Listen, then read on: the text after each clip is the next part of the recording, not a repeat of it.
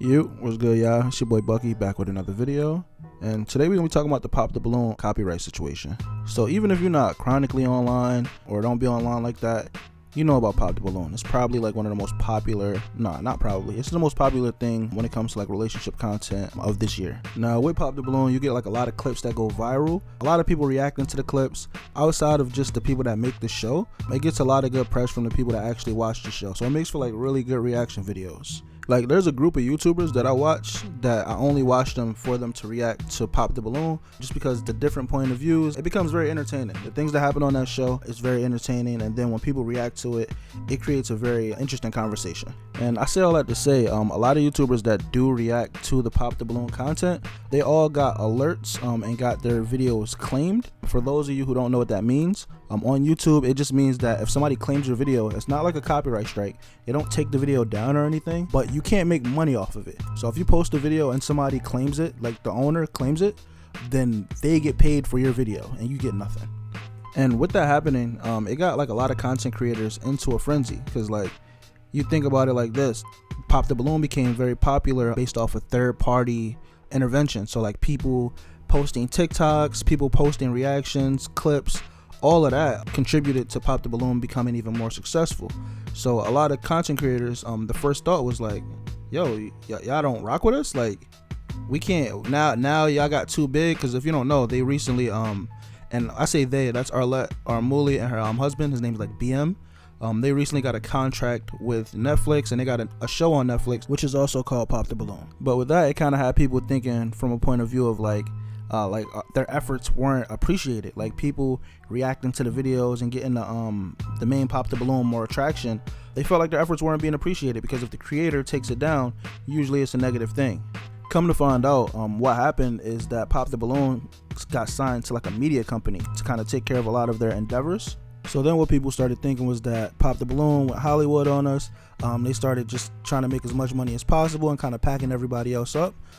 But then they recently came out with a statement, and what happened with that is that one of the reactors apparently claimed the video.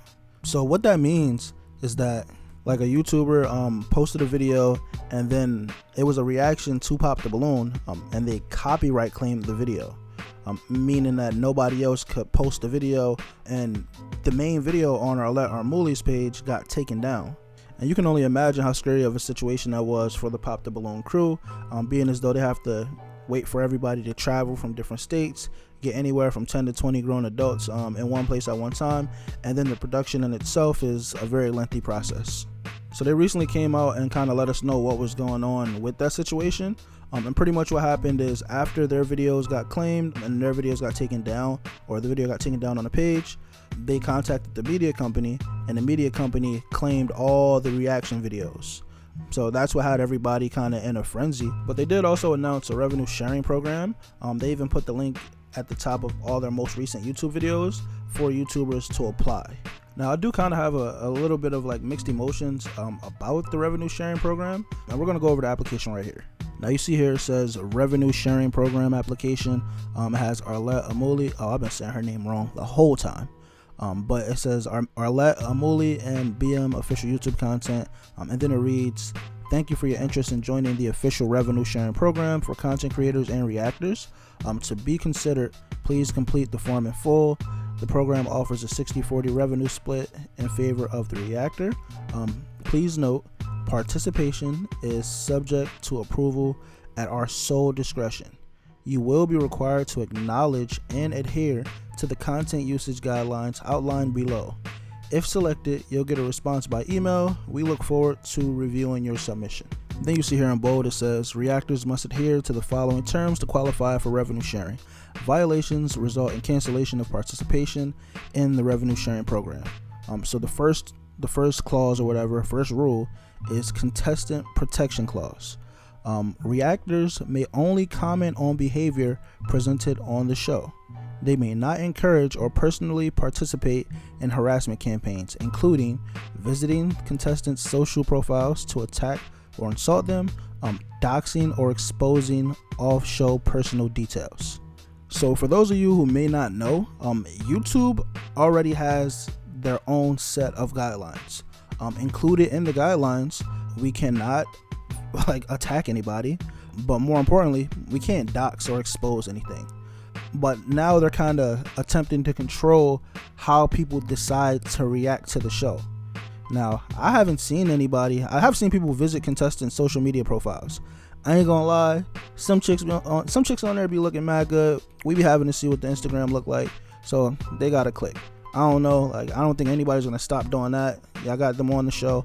You got the Instagram links in the show as well.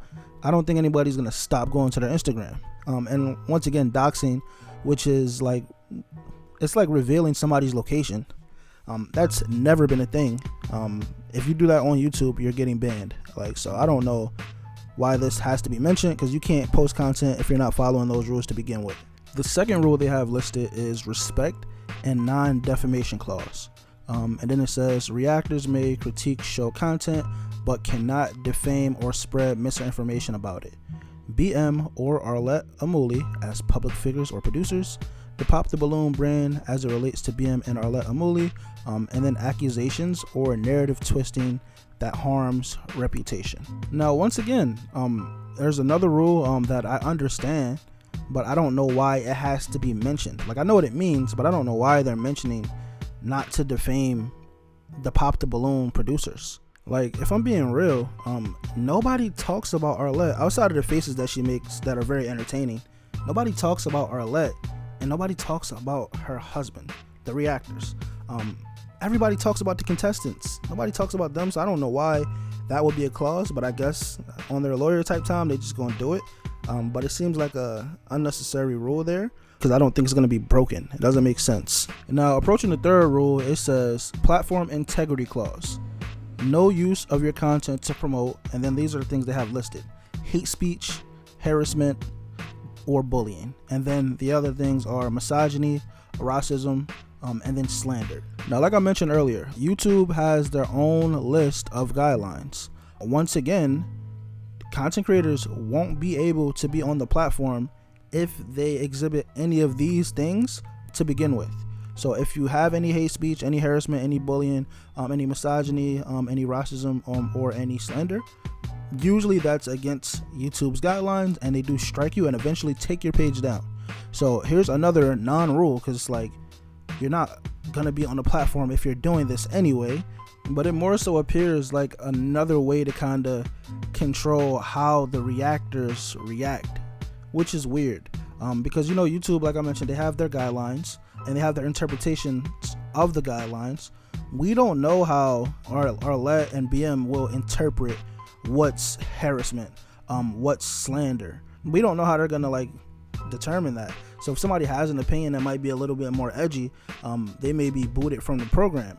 These same opinions that have led to Pop the Balloon being viral in the first place, because like I mentioned earlier, Pop the Balloon drums up a lot of conversation because we get to see how people act in almost like a simulation of real life, because it's not real life, but you get to see the men and the women both say like dumb things.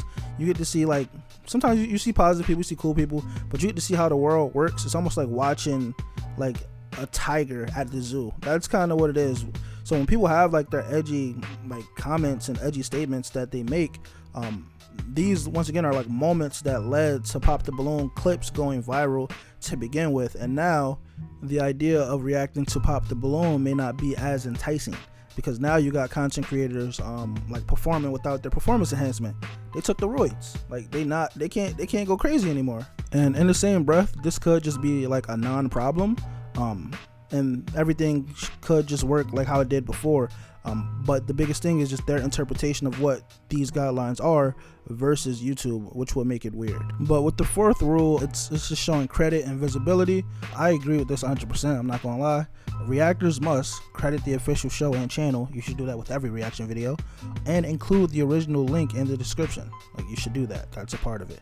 And then lastly, include a disclaimer that you're a part of the official revenue sharing program. Now, this is gonna be crazy. Every video you're like, yeah, just to let you know, we are a part of the official revenue sharing program of Pop the Balloon, but let's get into this video. Like, I don't know, bruh. But that's it for me. I did enough yapping. So let me know what you think in the comment section. Like, comment, subscribe, and I'll catch you guys next video.